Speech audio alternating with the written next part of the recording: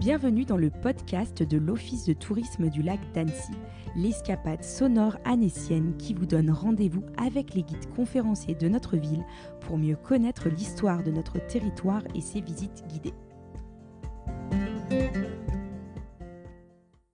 Jean-Jacques Rousseau, célèbre écrivain et philosophe, a marqué son histoire à travers son passage à Annecy, où il fera une rencontre très importante.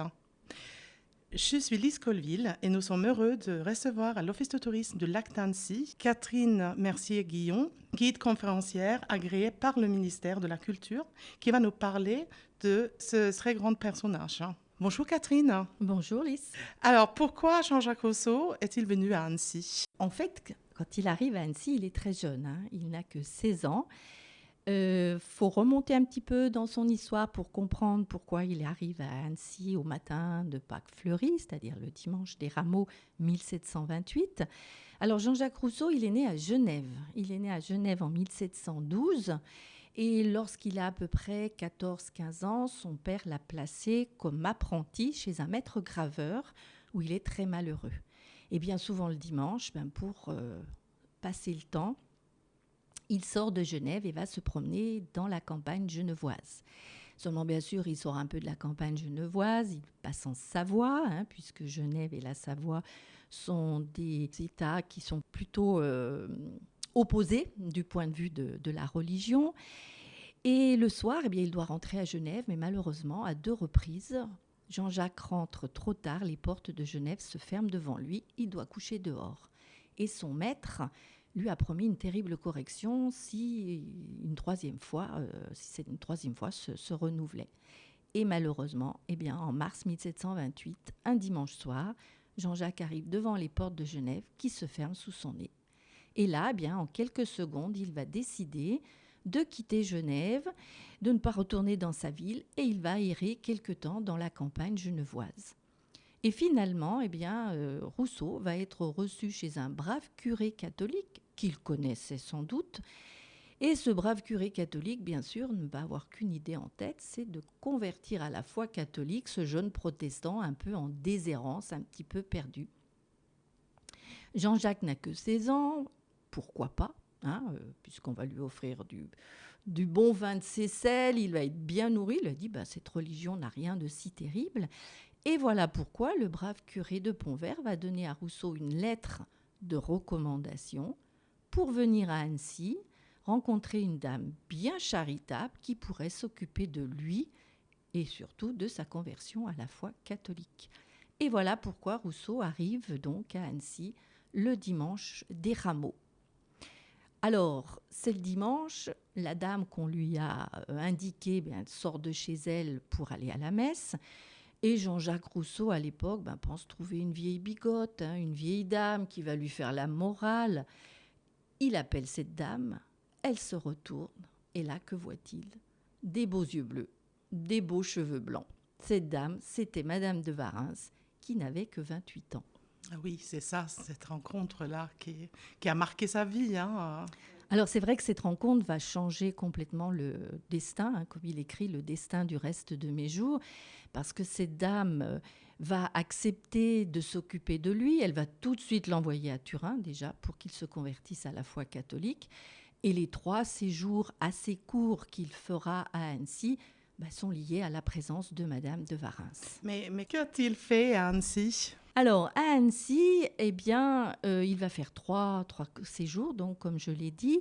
Madame de Warens va le loger et bien sûr, elle va essayer, une fois qu'il sera converti à la foi catholique, de l'occuper. Alors, dans un premier temps, elle va l'envoyer au grand séminaire pour qu'il devienne prêtre. Mais visiblement, Jean-Jacques Rousseau n'a pas la vocation et il ne va pas y rester très longtemps. Par la suite, elle va l'envoyer à la maîtrise, c'est-à-dire à l'école de musique de la cathédrale, puisque l'évêque de Genève était à cette époque en résidence à Annecy. Il va apprendre la musique Et là, bien sûr, il va vraiment aimer. Il va jouer de la flûte à bec sur la tribune de la dans la cathédrale. Et là, c'est vrai qu'il va beaucoup aimer et apprendre la musique, puisque plus tard, lui-même écrira un opéra. C'est vrai qu'on n'en parle pas souvent, non? Comme quoi il était connu comme musicien aussi. Tout à fait. Alors, c'est vrai qu'il avait écrit un nouveau système pour écrire la musique. Ce système, il l'avait présenté à Paris, à l'Académie des sciences, mais son système de musique avait été refusé parce que un petit peu complexe. Okay.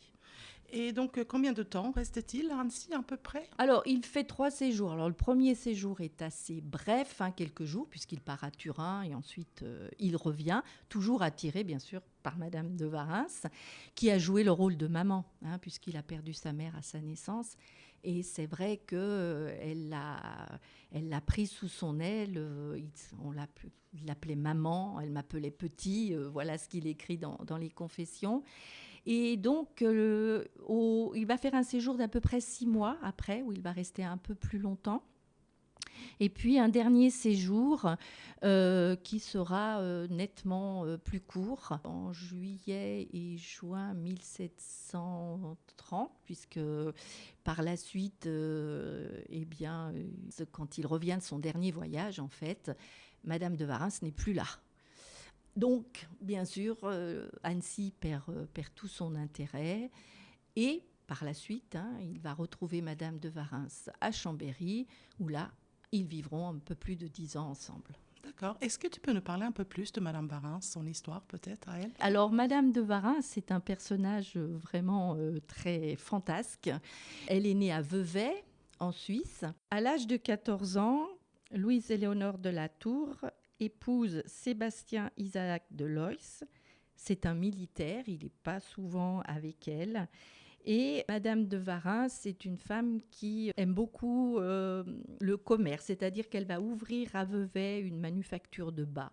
Alors, elle réussit pas toujours ses affaires commerciales, mais en fait, à un moment donné, elle va décider de quitter Vevey. Elle va abandonner son mari.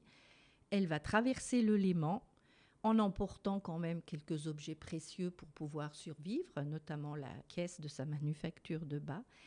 Elle va traverser le Léman et va se jeter aux pieds du roi de Piémont-Sardaigne qui prenait les eaux à Amphion et de l'évêque de Genève. Et là, bien sûr, elle va demander sa conversion.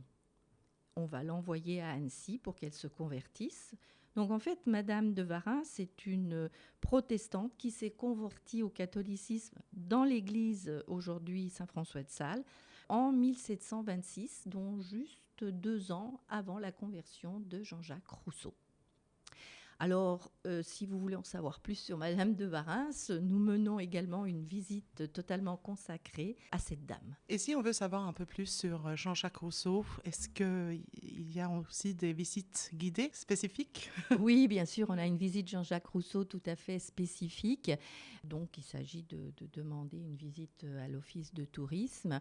La seule petite chose que je vais rajouter, c'est que tout ce que l'on sait sur ce qu'a fait Jean-Jacques Rousseau à Annecy, si vous relisez les Confessions, donc qu'il a écrit une fois qu'il était beaucoup plus âgé, il relate tout ce qu'il a fait depuis son enfance et il décrit vraiment dans les premiers livres des Confessions tous les séjours qu'il a fait à Annecy.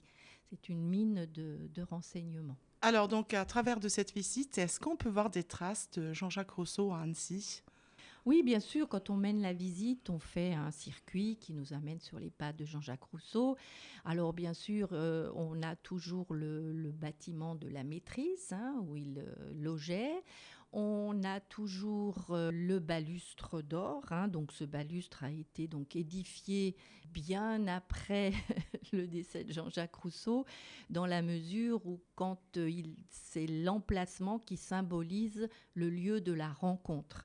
Et quand il a rencontré Madame de Warens, Jean-Jacques Rousseau a dit « À cet emplacement, je voudrais voir un balustre d'or auprès duquel je ne pourrais m'approcher qu'à genoux. » Et donc, en 1928, pour commémorer la rencontre de Jean-Jacques Rousseau et de Madame de Warens, la ville d'Annecy a fait ériger autour d'un bassin qui existait là, ce balustre qui est peint doré, et au-dessus, on a replacé un buste de Jean-Jacques Rousseau. D'accord. Et la maison de Madame Varens, elle existe toujours? On peut la visiter? Alors malheureusement non, puisque la maison de Madame de Varens était située tout près d'un couvent de Cordeliers et tout ce quartier a été modifié à la fin du XVIIIe siècle quand l'évêque de Genève a décidé de se faire bâtir un beau palais épiscopal. Et à ce moment-là, eh bien, il y a eu des démolitions, la démolition du couvent et la maison toute proche qui jouxtait le couvent des Cordeliers. D'accord. Bon, écoutez, c'était très, très intéressant. Donc, à savoir donc pour les 2 visites guidées, donc soit pour Madame de Varens ou pour Jean-Jacques Rousseau. Voilà, tout à fait. 2 visites qui se complètent bien. Oui, d'accord. Un grand merci à toi, Catherine, pour avoir partagé tes connaissances avec nous. Et je te dis à très bientôt. Merci, à bientôt. Merci à tous d'avoir suivi ce podcast. Si vous l'appréciez, n'hésitez pas à vous abonner, nous mettre des étoiles ou des commentaires sur votre plateforme préférée. Retrouvez l'intégralité de nos épisodes sur notre site lac-annecy.com et sur notre chaîne YouTube Lac Annecy Tourisme. À bientôt dans la destination Lac Annecy.